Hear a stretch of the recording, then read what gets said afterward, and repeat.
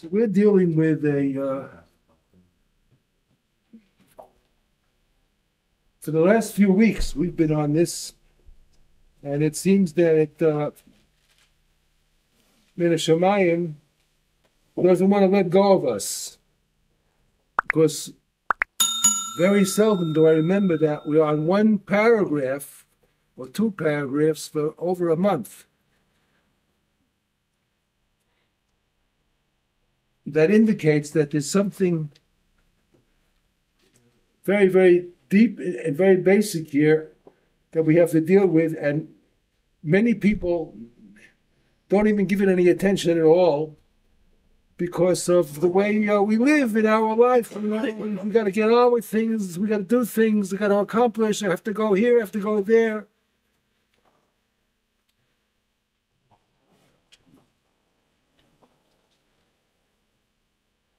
When it comes to tefillah, we have to realize that's one of the things we have to do. And it's one of the basic three elements that make up a Jew. Torah, Avodah, and Gemilas Chasadim. Avodah is Avodah Shebelev. Doesn't mean doing physical work. It means the work of the mind, of the heart. And this is a basic element and requirement of being a Jew. We cannot just be physical. We must also be spiritual. And that spiritual means actions which are connected with spirituality. And one of the most spiritual things that we do is tefillah. It's prayer. Why is it called avodah? Because it's very hard. To do a good tefillah is avodah. It's hard. It takes a lot of concentration, it takes effort, it takes a mindset.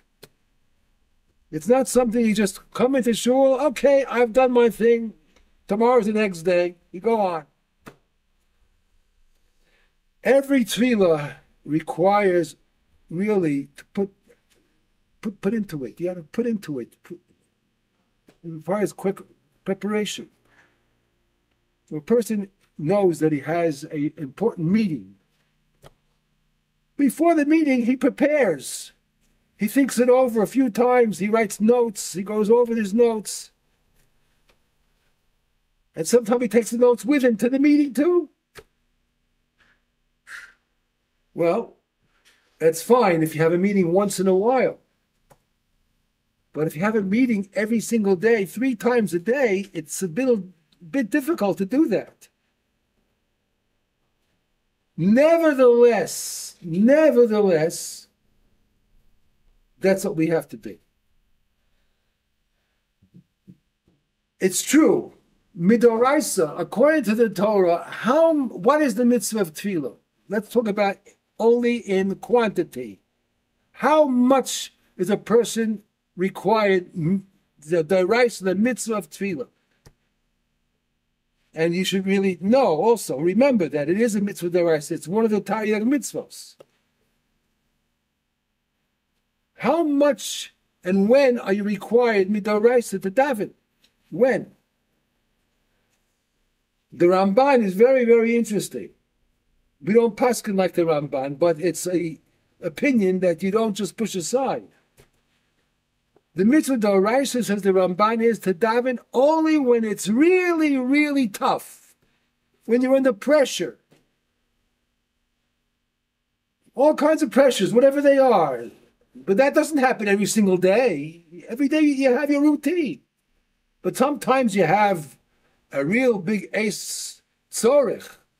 You have something, a major event in your life, some kind of problem that you have, a real problem. Oh, now you're really set. Now I want to hear what you have to say. Just don't take care of it yourself. Hashem says, come to me. I'm your father. You have a problem, come to me. That's what I'm here for. That's the mitzvah d'oraisa according to the Ramban. Only when you have these special pressure times. The Rambam doesn't agree. And he says, not he's saying that the Ramban is wrong. Of course you have to daven at that time. But the Rambam says the mitzvah of tefillah is once a day. Once a day. It doesn't matter when. Afternoon, morning, night. Once a day. That's the mitzvah. That's the basic requirement. Now, I don't know the reason. I don't remember. I have to, I didn't look into it. But we daven 3 times a day. And that's midrabanan. This is the Anshe Knesset Gedola. These are all our great Rabbanim, the Nevi'im, and the Tanoim. They got together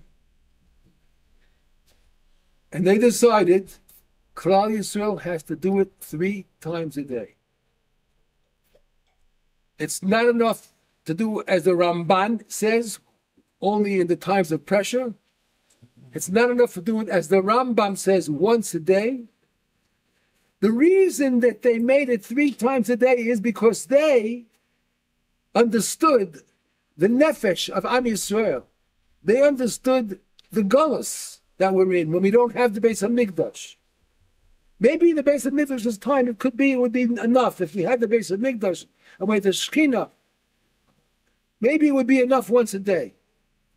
But since we don't have that, we're in gullus.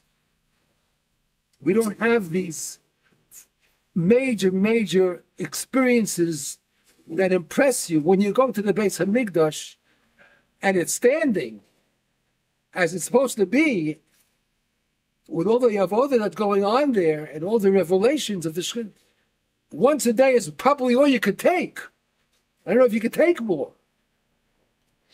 But since we don't have that, we're in Golos. We need, the Anshe said, we need it 3 times a day. Rabbi, when was that decided by the rabbis? Anshe Gedolah were the end of the period of the Nevi'im and the beginning of the Tanoim. There's 120 Gedolei Yisrael. At that time, they got together. They made up for us the nusach of the davening. They made it in Russian Kodesh, not in English. What years? I don't know the historical years. I don't know for historical years. It's not hard, to look it up. It's very easy. And they said we need it 3 times a day. So in one way, they're doing us a favor. We want to all be good Jews. You want to be good Jews, that means you have to be connected. You cannot be a good Jew only in name. You must be connected. It's not enough to do the mitzvahs. You hear this, Rabbi say? It's not enough to do the mitzvahs. That's not going to do it. You've got to be connected. Connected means leiv and moach. Your heart and mind got to be connected to Hashem. And they said, you need that connection 3 times a day to keep you in line. Well, yes. How does that reconcile with Abraham instituted morning prayers and Yitzchak instituted the Mincha and Yaakov instituted Mark? Excellent question. Excellent question. We just said that the Anshe Knesset Gedolah said we have to have 3 times a day. So he says, what do you mean Anshe Knesset Gedolah? Abraham was the one who instituted Shachris, and Yitzchak was Mincha, and Yaakov was Ma'ariv. So it's way before the Anshe Knesset Gedolah. Way before. Very good question. The answer is they instituted the actual, let's call it, inception of the idea. There's a time to daven in the morning, there's a time to daven in the afternoon, but they weren't mechayev klal Yisrael. It wasn't obligatory. The others said, okay, we're doing Vayashke Avram Aboker. So Avram woke up in the morning and he was Baal to Hashem, and Yitzchak did it in the afternoon, and Yaakov did. So they were the first ones who did it. But did that obligate Klal Yisrael? No. Did not. What obligates Klal Yisrael was the Anstiknis Gedolah. That was the General Assembly, if you want to call it. They said this is now binding on all of Klal Yisrael, and we follow our Chachamim. We follow the Rabbanim.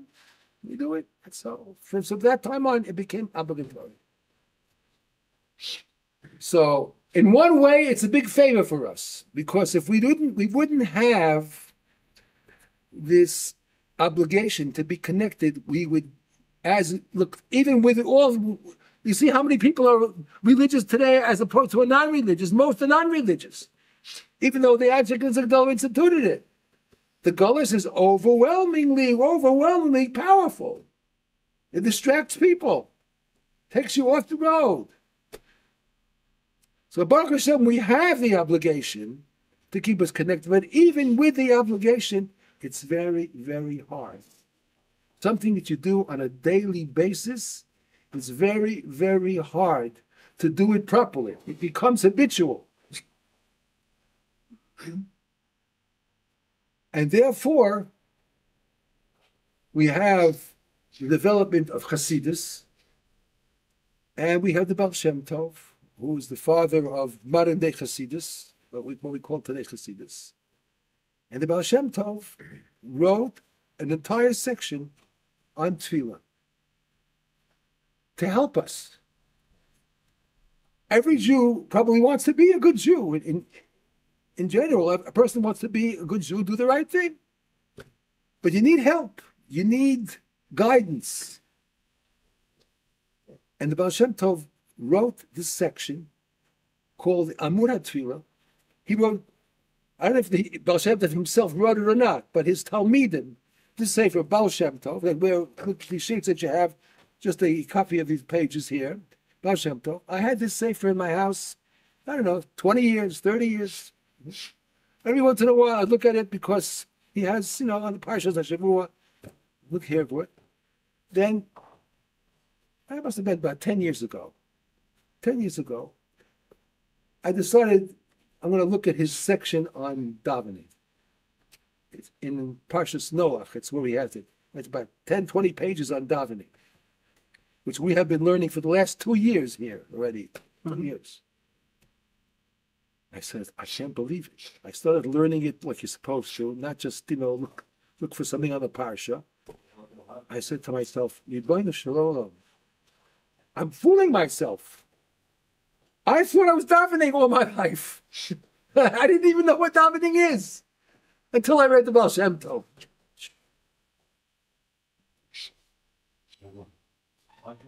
And I've been giving shurim, since I'm 25 years old, I'm giving shurim already. And I have a white beard. So I said, one of my other shiurim that I give, I told the Balabatim there in the Shir, my experience about going through the Baal Shem Tov, and all of a sudden, wow. So they said, what do you mean you're keeping it for yourself? We also want to have an experience like that too. We want to know what's going on. So I started teaching the Baal Shem Tov. And then Rabbi Goldberg, 2 years ago, when he started opening the shiurim here, asked me, would you like to give shir by us? I said, okay, fine. Hashem. What do you want to give shir in? I told him, the Baal Shem Tov, it's so lacking. It's so lacking. The people don't know what tefillah is. Excellent. Go ahead. So that's how we started. And we're here today again. Going on with this tefillah. And if you learn it the way you're supposed to, you really get an appreciation of what a Jew is. It really, it's a pleasure to see the level and the quality that is required of a Jew. Let's take a look. Let's take a look at what we have here. You have the pages in front of you. Page 150. We did the Tzadi Vav, when the first check is up on top. We're up to the second one. Tzadi Ches. Kishenofel lo machshava zara. He's talking to God. You're talking to God. You have prepared yourself. You came to shul. You woke up. I got to go to shul. And I got to daven. I have to talk to God. And what happens in the middle of the talking, because you do it every single day, 3 times a day, your mind drifts. And you didn't prepare yourself well enough. You didn't prepare. You didn't realize you're coming to speak to Melech Melchei Melachim. And all of a sudden, all kinds of things come into your mind. Not bad thoughts. Not bad thoughts. But things of your schedule during the day. All kinds of things. Something you saw yesterday, whatever it is, in a newspaper or a conversation you had with somebody, all of a sudden flies into your mind in the middle of Shemona Esrei. What should you be feeling at that time? What's your response to be at that time? So he says, Oza yizboshesh ad ma'od. The first thing that you should feel at that time is busha. A person should feel, nobody has to know what's going on, of course. No one knows. You're davening, you have your sitter in front of you. No one knows what's in your mind. No one knows anything. But you yourself should be extremely disappointed with yourself. How could I let this happen? I did not prepare properly. I didn't take myself in hand. I didn't realize I'm coming to stand in front of Melech Melchei Melachim, the creator of the world.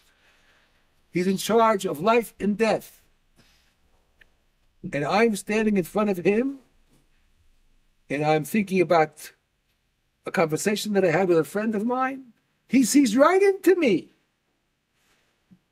It's not just a question of what he hears. He sees right into me, into my heart, into my mind. He knows exactly what's going on inside me. How can I just stand here and my lips are moving, saying one thing, and my mind is someplace else? How can I do that? Baal Shem Tov says the first thing you should have is a feeling of embarrassment and disappointment in yourself. Humbleness. Of course. Chanoch says, humbleness. B'vadai. B'vadai. I would say, if you had the humility properly beforehand, you have less chance of it happening. Person has to realize that it's a great privilege. You're not really deserving. Try to get into the Rosh Memshala's office. Try to get in. Try to get in to see the president of any country. Try to get in. You never get in. You have to have all kinds of connections and people to pull strings for you, make you an appointment. Who are you? Who are you? What are you, some kind of a minister? Who are you? A man on the street. Why should I have time for you? Who has time for you? A donor. Huh? A donor. Money. Yeah, unless your name is Elon Musk or something like that, then okay, it will make room for you. And you have this meeting 3 times a day, daily. This is a very great opportunity. It's a privilege. You cannot just take it as a matter of fact, my daily routine. And if you do not look at it that way, that it's a great opportunity, it's a privilege, it's a schus to be able to do it, this is what's going to happen. You're going to have all kinds of thoughts coming into your mind, and you should feel embarrassed and disappointed with yourself. That's what you should feel. Now, I know most people, if you take a watch and time it, how long was the Shemona Esrei, the weekday Shemona Esrei, which is 19 brachas. 19 brachas. Not like the Shabbos Shemona Esrei, which is only 7 brachas. How long does the weekday Shemona Esrei take for the average person who davens? Average person. You time it. 3 minutes. 4 minutes. If he's very, very patient, it'll take him 5 minutes. That means he says all the words. He doesn't mumble it. He doesn't swallow the words. He says all the words. It'll take him 5 minutes.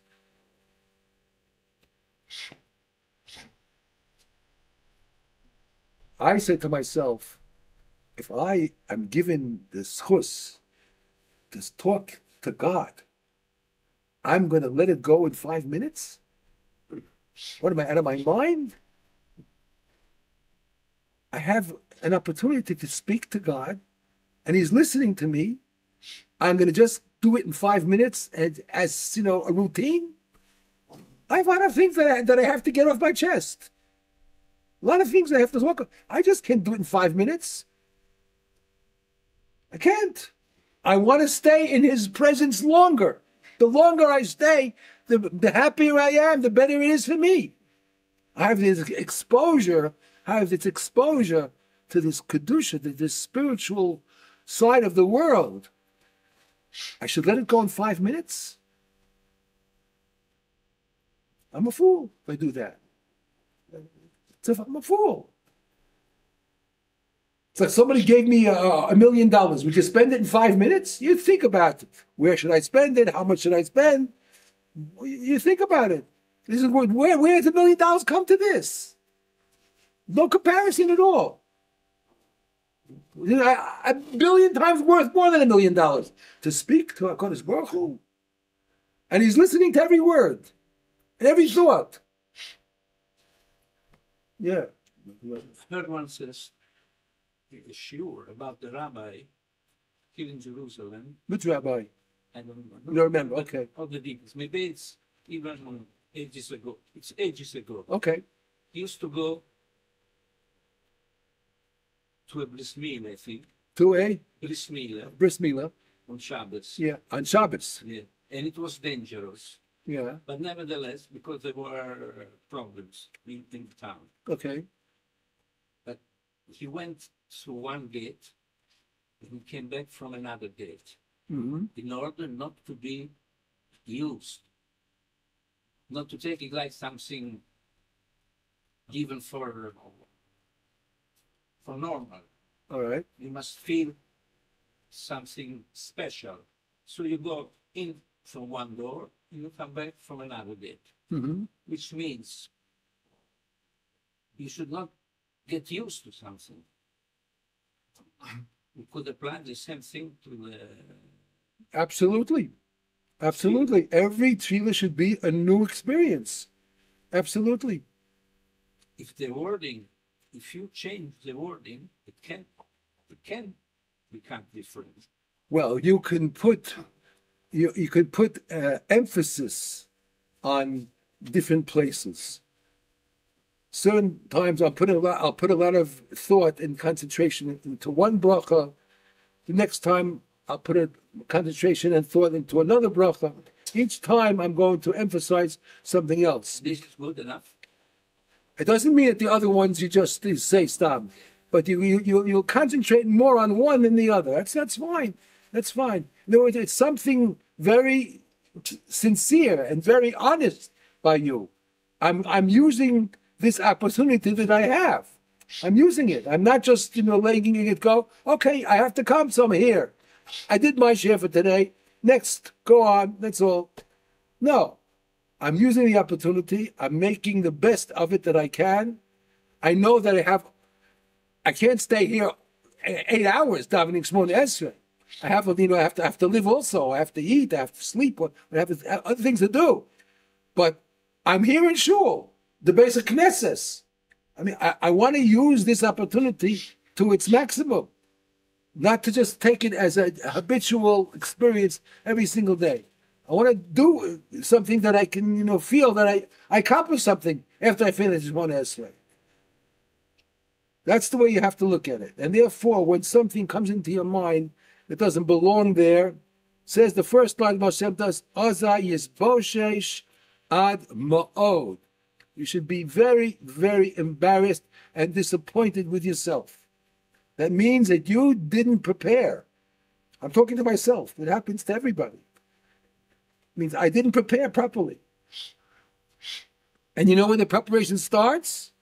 preparation starts the minute you wake up in the morning. I'm talking about for Shacharis. Doesn't start when you get into shul. That's right. Very good. Very good.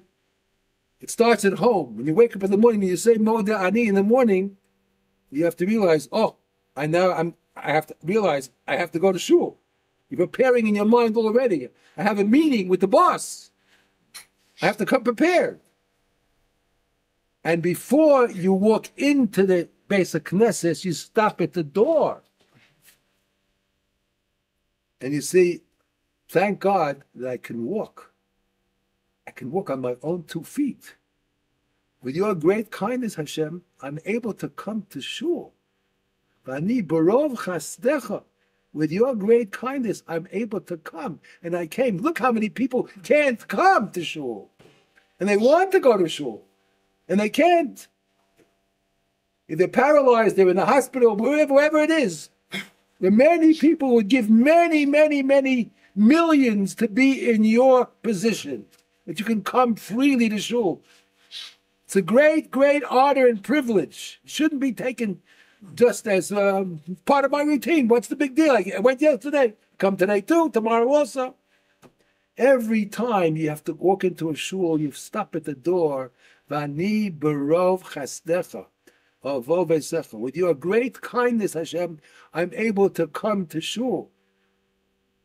It's something which should be taken very, very seriously. Not taken as a habitual action that you do all the time. And when you walk into the shul, as it says afterward,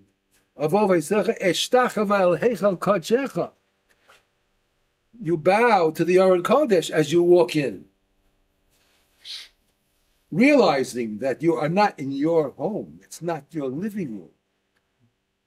This is Heichal Kodesh. This is your place of your holiness. I'm now in a new area that has a different halacha. It's not just another room. It's Heichal Kodesh. This is a miniature Beis HaKnesses, miniature Beis HaMikdash. Then you're on the road at the sign that you're preparing properly. Yeah. In mind, in the morning, when you wake up in the morning, I have to go speak to the boss. I have to speak to Melech Lochem.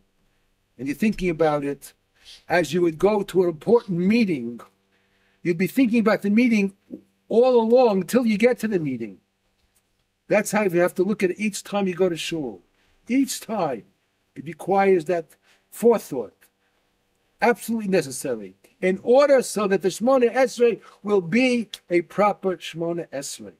That is the highlight of the entire experience in shul is the Shmona Esrei. That's the highlight. And that's got to be done well. And that takes preparation. And if you don't do it well, nobody's going to know outside. No one knows what's going on. You have the sitter in front of you, your eyes are open, you're looking at the sitter, no one knows what you're thinking, but Hashem knows and you know. And if something that's nothing to do with this tefillah comes into your mind, you have to say to yourself, Al Chet. I failed. But don't give it up. Don't sit down and say, okay, I can't do it. No. You stand there and you say, okay, what happened, happened. But from this second on, I'm going to now get myself in order and do it right. But you have to realize, let's look at the line there. You have to realize the fact that it happened to you, that is a sign that you have been given the exit. You have been given the exit. Because Hashem knows what's in your mind. If you're not thinking about Hashem and your lips are moving, Hashem is not interested. It means you have been given the exit sign. He doesn't want to hear your tefillah. V'yashuv v'tocha heichal b'busha rabba v'hachnoa gedola. What Chanok said, ad ma'ol. You have to come back into the base of Knesset again in your mind, without moving your feet, of course. with great humility. Now look at what he says here. This is an amazing idea. Machshava zora, a thought which has nothing to do with tefillah, a strange thought. As I said, just a conversation you had with somebody, something you saw in a magazine, a newspaper, whatever it is. He avera. You should know it's an avera. It's considered to be an avera. Kamo moilid mamzer. This is a very, very strong language. Kamo moilid mamzer. It's as if you have given birth to an illegitimate child. How do you get to this idea? I'll go in mamzer. The Isa the Gemara says in the Gemara, Machshava is something, thought is something that has a male-female relationship to it. What does that mean? What does that mean? Thought has male-female relations to it. He's going to explain himself. Let's go another line. Kach hakol v'hadibur. If you have the words that come out of your mouth are made up of two components. You have voice, sound, and you have speech. Because a person can make sounds with no words. Just sound. But if you begin to move your lips and your tongue and your palate, and you move your mouth, all that noise turns out into words. Heim dachar v'nukva. They are also compared to male-female relationship. Now, which is the male, which is the female? If you have sound and you have words, which is male, which is female? So the answer is, the sound is the basic component. If you have no voice coming out of your mouth, there's no call, you can't have words. It's only possible to have words if you have forced the voice. You have to have a voice, you have to have sound. Once you have sound, you can have afterwards take the sound and manipulate it, make out of the sound, you can make into words. So the first one is the zohar. That is the sound, the kol. Afterwards you have the dibur. That is the words that you make out of the voice, out of the sound. That is considered to be the necheva. That's the male and the female.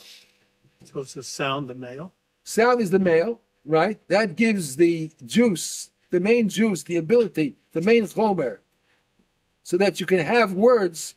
Because if there's no sound, you can have no words. You take the sound and you manipulate it and arrange it, it becomes words. To get a little bit, all right. So get a little bit of this idea. Look down, please, in the note on the bottom of the page, and you'll get an understanding of this idea of zachar v'nukva. We have to understand he's using, the Baal Shem Tov is using Kabbalistic terms of male and female. Male and female have nothing to do necessarily with man and woman. Male and female have to do with a relationship. The relationship of man and woman is, in Kabbalah and in Chassidus, one gives and one takes or develops. You have the giver, the supplier, and you have the receiver. So the giver is the male, the receiver is the female, and it not only receiving, it also could be the developer. But he receives and then develops. Let's take a look at the note on the bottom. You'll see this concept here as he develops it in Ayin Aleph on the bottom of the page, on the left side of the bottom of the page. Inyan dechar v'nukva shebakol hadvarim. This applies to everything in life. Ayin b'sefer l'kuti amarim daf chav tes amar aleph be'em hadu v'zel hashono. Derech mashal. This is an example. Ha'adam v'ishto. You have a man and a woman, his wife. Heim guf echad. Think of them, a pair, as one unit. Ubanav heim hamakablin. His children are the recipient of what the parents are putting out. The parents supply the children, whatever it is, money, food, clothing, shelter. The children are the recipients. Nikraim banav nukva negdam. The children now become the recipients. They are the females. We're going to call the children, even if they are male children, the children are now getting the characterization of nukva, females, because they are the recipients from the parents' output. Even though the wife, she herself is a recipient, but regarding her children, she becomes the male. She's giving to her children. She's the donator. She's the supplier, she and her husband. But even if she does it by herself, a woman who supplies another woman, so the first woman, the supplier, is considered the male, and the second, the recipient, is considered the female. That's the idea. Giver and taker. Not whether it's male or female or not, doesn't matter. Here you have a couple, parents, husband and wife. Both of them make up a unit. Their children are now considered to be nekeva. Children can be considered female because they're the recipient of the output of the parents. The neged habanim habayis here nukva. Look how he develops it further. What about the children? Can they, since they receive from their parents, the children are called nukva, they're called the females, the recipients, the receivers. Can they become males? Can they become givers? He says yes. The house, the room that they live in, the apartment that they live in, is receiving from them. They are doing things, beautifying the apartment, fixing the apartment.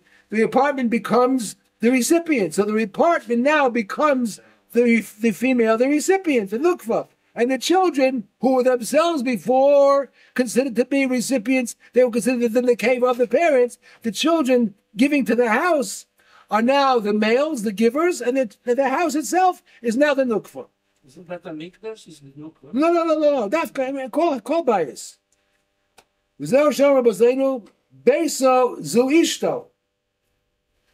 see that they use this terminology in the Gemara. Beso Zuishto. Why do they say a bias is a wife? Why is a bias a wife? Why is she called Beso Zuishto? You say, well, it's a very, very fine way. It's a sneistic way of saying wife. Instead of saying the word wife, you say Beso. Ishu Beso. A man in his home. What do you mean his home? He means his wife. A wife and home are interchangeable. Why is that so? Because both of them are recipients. A wife is a recipient. The husband supplies his wife with food, with clothing, with money, whatever it is she has to have. So she's the recipient. Not because she's female, because she's the recipient. It would be another man in her place. The other man would be considered to be the nekeva. But both bias and isha are both recipients, so therefore they can be used interchangeably. And therefore the children can also be considered to be the givers, the males, and the house become the female, the recipient. Goes further.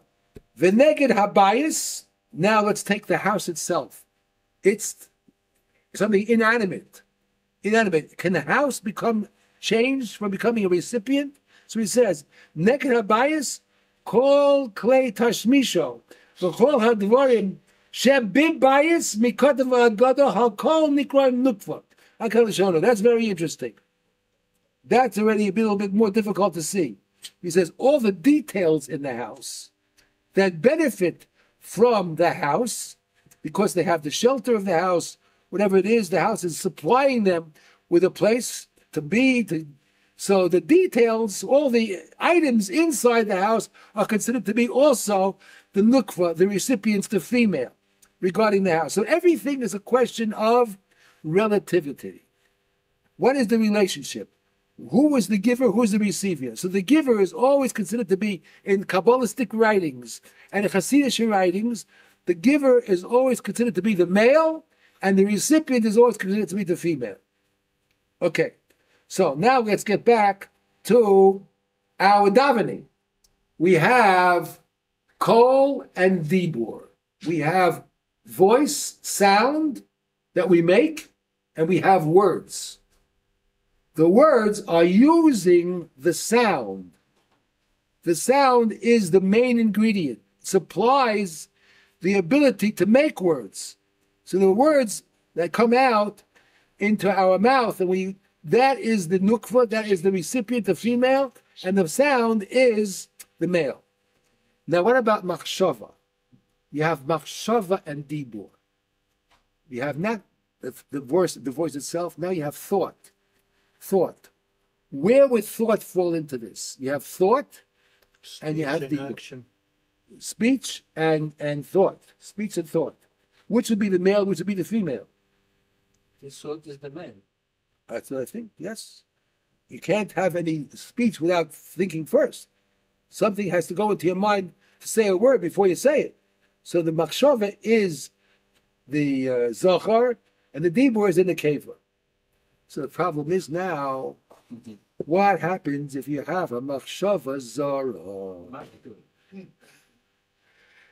You have a machshava which has nothing to do with this relationship. I'm talking to God, and a machshava of the makolet of the supermarket comes into my mind when I'm talking to God about Am Yisrael, about Torah, about Mashiach. All of a sudden, the supermarket's in my mind. Oh, We're having a sale. you just made a mamzer. You just made a mamzer. He's still a Jew, the man said. The man, the wrong man came into the picture. It's supposed to be one man with his wife. That's all. Where's a stranger coming in? What's the result going to be? A mamzer. But the man is still a Jew. A mamzer is a Jew. It's true, but it's not. It's not the biggest praise to be a mamzer. It's not his fault. Oh, it is your fault. It is your fault. Why'd you let him in? Why'd you let him in? The machshava. The machshava. Yeah, the machshava. The machshava. You didn't take enough care that he shouldn't come in. How do you take care? Prepare properly. He won't have room to come in. If you didn't prepare properly, then it's your fault. That's what he says. You have to be embarrassed. Be disappointed with yourself. Rabbi, is this the letter Hey? Thought, speech, and action? No, I don't. Well, I mean, you could always play around with it. It's possible, but I don't think he's bringing that in here. He's just showing the male-female relationship. And you have kol and dibur. You have voice, which is the male. The dibur is the recipient, is the end result. And you have also machshava and dibur. Machshava and dibur. So machshava would be the male, and the dibur would be the female, the result. And if you have a strange machshava that doesn't belong there, in other words, a strange man with this wife makes a mamzer. So what comes out of the person's mouth is considered mamzerus. That's what happens. This is, of course, all conceptually al pi Chassidus, al pi Kabbalah. That's why. So you should be very embarrassed. You should be very embarrassed. Just think of yourself. I'm not a good husband. If I was a good husband, my wife wouldn't have to have another man to satisfy her. Why did it happen? Because something's wrong with the relationship. I'm not a good husband. Don't blame her. Why are you blaming her? Blame yourself. That's why she had this affair with somebody else. It's my fault. Because if I'd be a good husband, it wouldn't happen such a thing. Always easy to blame somebody else. Always easy to blame somebody else. That's when a person has his own cover. He doesn't want to, feel somehow that he's wrong. There was a famous psychiatrist, big Talmud Chacham. What was his name? He was nifter, Rabbi Twersky, Avraham Twersky, Rabbi Dr. Avraham Twersky. Amazing person, a tremendous anov. He was nifter, when he was nifter during the Corona crisis. He was nifter in the Corona crisis. I remember I saw there were pictures. He had his levaya only 10 people. That's all. We weren't allowed to have large gatherings at the Corona time when it was a few years ago. We weren't allowed. So he had only 10 people at his Levaya. That's all. They were carrying his, the body to the caver. They filmed it. And he said a very, very major, let's call it, point to remember. A person has to have 3 things, and then there's a 4th. You have to, for preservation, for survival. You have to have food, you have to have clothing, and you have to have a shelter for survival. 3 things. But there's a 4th, he says. What's the 4th? You have to be able to blame somebody else. What was the shayla? After Like this Torah portion. Shela. Why is that? Why do you have to have someone to blame? Because you don't want to feel guilty. You don't want to feel, that you're somehow lacking. So you blame somebody else. That's you. Then you have survival. How can you survive with that? It's his fault, not my fault. God gave to Adam HaRishon and to Chava food and Clothing. Well, yeah, clothing. And what did he give them after Etzadat, like shelter? I don't know where they lived. What I remember that they spoke about that. I never saw midrashim about that they had a house to live in or anything. I don't know. I imagine in Gan Eden they were living in Gan Eden. Gan Eden, yes. Maybe that's you don't need a house in Gan Eden. Before the Chet, so everything was just beautiful and nice weather and everything was perfect. We live after the Chet. This is after we have to have a house. We have to have tznius. They didn't have a problem with tznius. They didn't have these thoughts before the Chet. Everything was normal. Everything was regular. There was no need for covering up anything. There was no difference. One organ was the same as the other organs. They're all part of avodas Hashem. It wasn't necessary to have anything. We have to have houses and all that because after the Chet we have to have tznius. All right. Anyway, You need a car also. Or, okay. So anyway, getting back to our davening, if Chalil v'chas it happens and machshava zora comes into your mind, so don't do like Rabbi Turkey said, blame somebody else. There's no one to blame.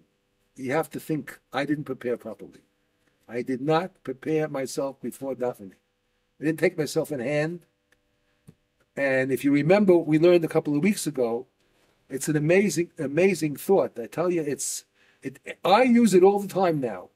Since we learned it here, I knew it beforehand, but going over it together with you made me become more conscious of it. The Baal Shem Tov told us, we learned it a couple of weeks ago, is when a person says, at the beginning of the Shemon Esrei, before the introduction to Shemon Esrei, Adonai Sefasai Tivdach, Ufiya Giti L'Secha.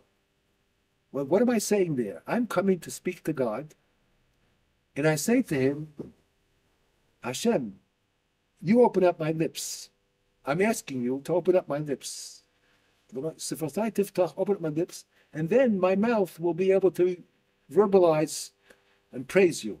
But I need you to help me to open up my lips. Now, the reason why we have to make that request is what we were talking about.